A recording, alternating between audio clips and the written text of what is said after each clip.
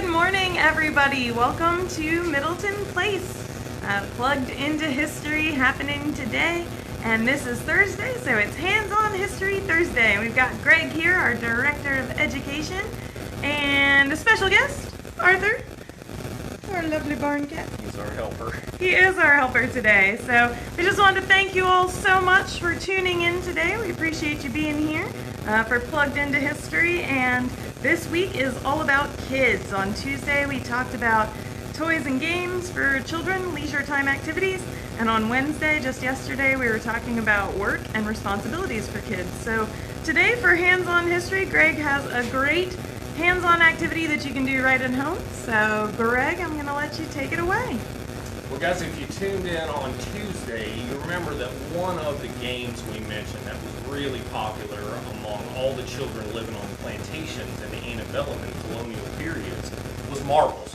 Marbles is actually one of the oldest games in the world. Oldest marbles ever found are 4,000 years old. We do know that they like to play marbles in ancient Rome. They've also been found at archaeological sites there. And marbles have been found at archaeological sites all over the South at plantations, whether they be cotton plantations, rice plantations like Middleton Place, tobacco plantations, all over the South. Very popular game. Some that have been found are glass marbles that we might be familiar with, even porcelain marbles. Those are probably purchased by the kids playing with those. Otherwise, guys, you are typically making your own. They're making their own marbles out of clay especially. And we're going to show you a way today that you can actually make some of your own marbles even if you don't have clay at home. You can use things that you'll probably find in your own kitchen. Just remember, whenever you're working in the kitchen, guys, you want to have your parents help when you're doing that. Now keep in mind, guys, that marbles isn't just a fun way to spend time, even though it was definitely part of leisure time back then. A lot of times, children living on these plantations are going to use marbles and a lot of other games as a learning experience. We have a couple different accounts. One is by a former slave named Richard Parker, who became a Methodist minister.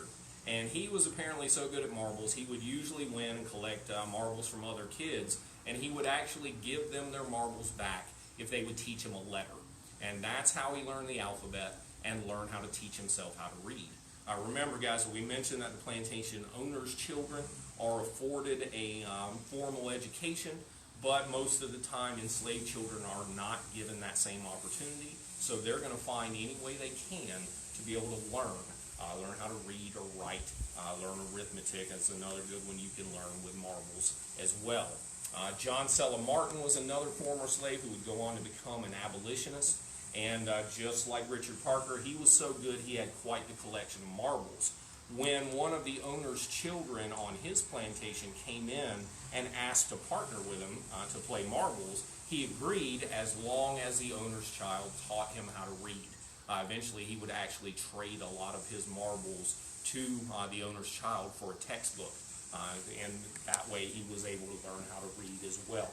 Can you guys imagine being so desperate to learn how to read and write that you would trade a game for the opportunity? I mean, Greg is right. You know, these owners' children are able to learn these things, but not everybody was afforded that opportunity. So it was a really innovative thing to decide, I'll give this back to you if you teach me a letter. Absolutely. That's pretty cool. Right. We got a quick question about who that fellow is right there from someone right who's here. visiting. This is our helper today. This is Arthur. Arthur Middleton, imagine that. That's right. Technically, he's a barn cat, even though I don't know how much he does his job every day these days. I think he really just likes the attention these days. So keep in mind, too, guys, that it wasn't just the kids involved with marbles. We also even have accounts for the parents out there watching with their children today. We have accounts of players, people on the plantation that could play marbles really well, would be taken to play in games against neighboring plantations, people that lived there, and sometimes the owners would even gamble, bet money on those games. So you can see that it didn't necessarily have to be kids. It could be everybody on the plantation involved in some of these games. Now, we mentioned before, guys, that you can make marbles out of clay like they did back then, if you do happen to have clay at home. And they'll come out pretty similar to what we're about to show you using your kitchen utensils. Now, if you guys don't have clay at home, then just check with your parents, and you just need a couple of simple ingredients to make your own marbles. One is going to be cornstarch, one would be baking soda, and then food coloring. We have a 4-pack here, guys. That's red, green, blue, and yellow that we had. And this will let you get a little creative with your marbles. You'll also need some wax paper, guys. You'll need a pan to use on the stove top. And then you might need a cookie sheet with some aluminum foil. We'll get back to that later. Remember, too, at home, guys, if you are making your own marbles, if you need to use the stove or the oven, always get your parents to help you with that. We want to be safe more than anything else. So what you're going to do, guys, what you'll see, what we have on the table here, this ends up being a pretty big batch. So I'm going to give you guys the measurements to make a batch the same size that we did, but you can also make a smaller batch, maybe use half of everything that I'm going to tell you here. So if you want to make a full batch like this, you want about 1 cup. Remember too, guys, get a measuring cup to make sure. So we have a 1 cup measuring cup here. You need 1 cup of cornstarch and 2 cups of baking soda. You're going to add that to your pot, and then you're going to add 1 1/4 cups of water. Now you're going to have to mix that up for quite a while, guys, and what you're going to see eventually is it's going to come out pretty thick, so kind of syrupy. And that's exactly what you want. Now remember, guys, mix it very well. You don't want any lumps in there as you're mixing it around. So go ahead and mix it in your pot, and with your parents' help, you want to turn the stovetop to medium heat. Go ahead and put your pot on there, and you're going to have to stir occasionally as you are letting this mixture thicken. Now, go ahead. Sorry, just wanted to let everybody know that if you didn't get a chance to write down that recipe that Greg shared with you, it'll be on the website. We'll have a printable version that you can double or half, probably more likely. So don't worry if you didn't catch that recipe. We'll have it for you at the Plugged Into History portal on middletonplace.org. All right, so we're heating this. Oh, there it is. Thank you so much, Digital Middleton Place. So we're heating this mixture, this pasty mixture, over medium heat. That's right. And you're stirring as you go. You don't have to stir the entire time, but you want to periodically stir. We cooked ours on the stovetop for about 15 minutes. You should probably actually go a little bit longer. We kind of learned the hard way. I would say at least 20 minutes. As you're starting to stir and you're getting close to 20 minutes, it's going to look like really thick icing. And that's what you want, guys. You want this to be as thick and firm as you can get it. So after probably about 20 minutes, you should be good to go ahead and take it off of the heat. And this is where you'll need your wax paper. So you can put it on the countertop, you can put it on a cookie sheet, just something to keep from making a mess in your parents' kitchen. And then what you're going to do, remember too, guys, you don't want to use your hands to do all this. For one, it's coming off the stove pretty warm. And number two, you're going to make a lot bigger mess. You're better off using a couple spoons. So you're going to go ahead and scoop your mixture out of that pan and put it down in piles on your wax paper. You want 1 pile for each color that you're going to do. And the end, guys, it should look kind of like really thick mashed potatoes. Matter of fact, most of us have gravy with our mashed potatoes. You want this to look the same way, guys. Kind of mash down a little pool in the middle of your pile. That's where you're going to add your food coloring. Now, you can add whatever colors you have here, guys. You can see we did a solid green, a solid yellow, a solid blue, and a solid red. If you guys want this to be really dark colors, you need to add more food coloring. If you want it nice and light like most of ours are, you don't need to add very much. Then using 2 spoons, guys, just kind of fold it in over top of that food coloring. And if you want a solid color, you want to mix it until the entire pile has changed to that color. Now you guys can get creative here though. If you'd like to have streaks in your marbles, you don't want to mix all of the color into the pile. You just want to mix it, turn it over a couple times, and what you're going to end up with is a mostly white marble with streaks of color throughout it. So you can do it either way. So get creative with it too. Another thing we did, guys, we added a couple different colors together to make, so red and blue we made purple, red and yellow we made orange. You can also do multiple colors in one marble. So what you would do there is roll out a smaller piece of each color and then roll them together. So you can see that one has red, blue, and green. We even managed a couple that had all 4 colors. blue, green, yellow, and red. Nice. So you can get as creative as you want with them, guys. You can make them any size you want. So once it's cooled and the color's been added, you're just pinching off a little bit at a time and roll it out into a nice ball. Oh, we had a great question. Could you use toothpicks to make designs in the marbles? Absolutely, you could. So you still want to do that before they have started to dry, guys. You want to do that. Matter of fact, we can show you right here. This is what it looks like in about the same consistency when it has had the color added to it and cooled after you've taken it off of the stone or off the stove. So a little now you softer can take, than Play-Doh. That's right. One piece there, and that's not food, buddy. It's not food for cats or for humans, That's although right. none of it is, I guess it's not poisonous, obviously. But And then as you kind of roll them up there, there's your marble, guys. Now you can see that one's a little lumpy, and like I said, ours were, we probably should have left ours on the stove for a little bit longer. That'd make them a little bit more firm before you actually roll them out. Now, once you roll them out, guys, all you really need to do at this point, make sure and keep your cat away from it. The other thing, guys, is just to let them dry. Now, what we did, we actually baked ours in the oven for a little while and let them dry overnight. You're probably, the safest bet is actually just to roll them out and let them dry for a day or two. You can actually tell the difference if you look at your marbles. You'll see how one side ends up being a bit lighter. That means that side is not fully dry yet. So we probably could have let ours dry even longer. Now, if you don't feel like being patient, which I know not everybody is patient, you can use the oven. The problem you have to watch out for here, guys, is you do not want to overcook your marbles and have them crack. So if you use the oven, guys, just get a cookie sheet with some aluminum foil, and you're going to cook them at 300 degrees for maybe 10 to 15 minutes at the most. You want to check them periodically. You want to make sure that they are not cracking or getting overly dried. So you can do that. So we cooked ours for about 15 minutes and then left them out overnight to dry as well.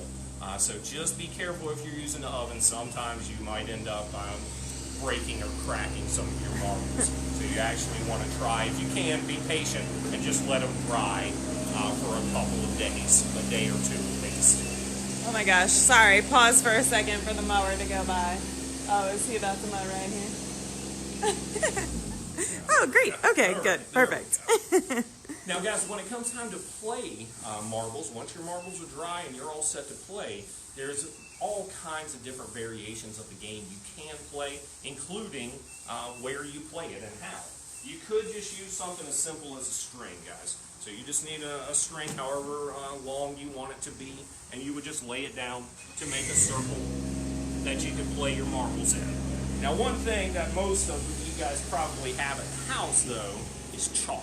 Chalk's going to be easier. Now, remember, too, guys, you can even use hoops and hula hoops, things like that, but you're going to want it to be as flat as possible, so chalk's probably going to be your easiest way to do it. In that case, guys, you really just need a good-sized circle using chalk. And now this is where it kind of is up to you how you guys want to play. For one thing, there's a couple different ways you can actually throw the marbles. So, you could actually, you want to start with a marble in the center, but you could actually throw almost a little overhand, like that. Or, you can drop. So if you had one here in the middle, this one's a little tougher. You can drop. Here's the thing about both of those options, guys. Once again, you have to be careful with your marbles. If you're throwing too hard or dropping from too high, they could crack if they haven't fully dried. So, in that case, you could do a couple of other ways. Now, one is just shooting marbles. Most of us are familiar with that. You're holding it kind of like this in your thumb and your index finger, and you just kind of flick it using your index finger. You guys can tell that I'm not an expert marble player, but That's okay. You have an endless supply. another one, guys, is called knuckling. Now, this one's going to take a little bit more skill, not going to be real easy to do. In this case, you want to hold it in your index finger like this. You're actually using your thumb to shoot the marble. Now, there's endless variations of the game itself, guys. A lot of times what would happen on the plantation back then, you start with one marble in the center of the circle, and all the players take turns trying to shoot that marble out of the circle. Whoever does knock it out of the circle is then able to take all of the marbles left in the circle and keep those for themselves. That's how we mentioned a couple of those accounts where people had a big stock of marbles. That's how they won them. It's actually being able to take what's left in the circle. You can get creative with it too, guys. Maybe you have 4 or 5 players. Each of them put a marble into the circle. You take turns shooting, trying to shoot everybody else out of the circle, and the last one left in the circle gets to collect all the marbles. You guys can do it any way you'd like to. There's really no wrong way to play marbles. So that's one of the best things about this game. No real formal set of rules. You just kind of decide how you guys want to play. And can we send people online to discover different rule sets if they wanted to? Or? Absolutely. They could go. You could see how the ancient Romans used to play it. You can see how people on plantations used to play. Like I said, there's really no wrong way to do it, guys. You can go out there and really find out a lot more information about a game that old. There's endless variations and a lot of interesting facts you can learn based on that. So what are some of the things, can you reiterate some of the things that playing marbles can possibly teach us? Absolutely. So we mentioned before, guys, obviously one is math. So you can learn math when you're shooting marbles. Also, guys, think about when you're making your own like this, that's going to help you learn a lot more about nature, about the nature of clay and about the nature of fire and the interaction between the two, things like that as well. And then, of course, guys, we mentioned before how you can make it a learning game yourself. So maybe you have some younger siblings at home. They are just starting to learn to read and write. Maybe that's how you play your game. You are going to teach them letters for every shot they get or every time they win, however you really want to do it. Yeah. We just got a question, and I'm not sure of the answer, Greg. You might have an idea. I think I have an idea, but how would the Middletons create different colors? So if the Middletons were making these, I expect they would probably use clay, first of all. But probably so. Keep in mind, too, guys, there are some natural dyes out there. That's what I was thinking, the way we egg dyed. Place back then, that's right. So a lot of the same things that you would probably be using to dye fabrics, you can use, or they could use to get some of the color for their marbles as well. The other thing we should probably remember, folks, is that the Middletons were plantation owners and they were shoppers. So they were probably the ones purchasing glass and porcelain marbles from shops downtown. It was most likely the enslaved children who would have been digging clay and figuring out ways to color their different marbles. Probably not so much the Middletons making or trying to color their own marbles. That's right. So. Like we mentioned on Tuesday, guys, that a lot of times with a lot of these different games on the plantations, it's the plantation owners' children that can afford the equipment. If it actually takes equipment, a ball or stilts or glass or porcelain marbles, whatever it might be, they can typically afford it, where the enslaved children are, if they've managed to save any kind of money, are not going to be using it on things like leisure activities, especially not when you can make your own. And then keep in mind with marbles, guys, another good thing about it is you can win those fancy marbles from other players by being better at the game. There you go. And we do know, right, that Middleton children and enslaved children probably would have played together in their younger days. Absolutely. Yeah. We mentioned before on Tuesday, too, guys, that you had, especially with younger children, there's really no inkling of social status. That hasn't really come into their lives yet. Not nearly as much as it will as they get older. So you see a lot of times, a lot of these games we mentioned, including marbles, of course, were played by the plantation owners' children and the enslaved children together, played at the same time. All right. So if y'all want to make your own marbles at home, it's really easy. Maybe a little chemistry, science project for you in there too. Talk about how cornstarch thickens things, baking soda makes them fragile, makes them hard. So there's probably stuff in your science curriculum that would be informed by making your own marbles. Did we show the clay marbles? We showed a few of the Yeah. clay. So these guys were actually made from clay and then cooked in our kiln. Now you can see it's going to come out pretty much the same as the ones you make when you're doing different colors. Now you can see again, mine are a little more lumpy, but that's all right. It's all like good. I said, just leave them on the stove a little bit longer. And this was probably craft clay, folks. This is probably, I expect this is clay that we got from a store somewhere, so it's modern, colored. Right. We didn't do anything to color these clay marbles. The clay came that color. So, that's really cool. Did girls play marbles, or was it strictly a boys' game? Do we know? Oh, no, I would say absolutely. I would say children of both genders would play marbles. Great. Absolutely. All right, well, make sure that y'all drop any other questions that you have in the comments here.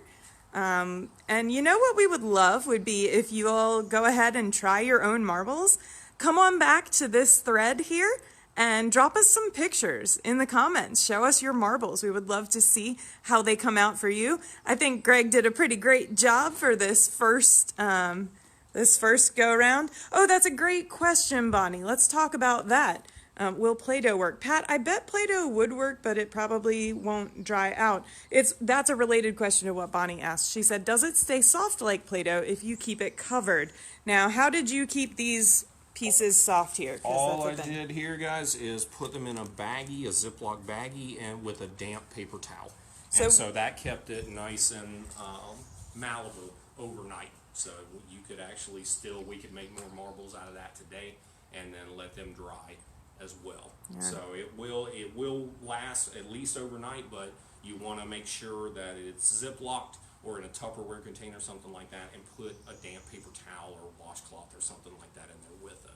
Yeah, all right. So make sure you provide a moisture source, folks. Don't just leave it out and expect it to stay as moist. So, and Pat, I don't know if Play-Doh would work. It depends on your Play-Doh. I know that Play-Doh kind of dries out, but I don't know that it's meant to dry the way that these things are meant to dry and become a little brittle. So right, they might break a little easier than when you make your own homemade like this. Yeah. All right. Well, Greg, thank you so much for this hands-on history. I can't wait to see all of the awesome marbles that our wonderful digital audience here creates. Make sure that you come on back and put them in the comments on this thread, or if you can't find this thread, no problem. Just drop a message to us. Send us your photos. We want to see your marbles. We want to see your creativity.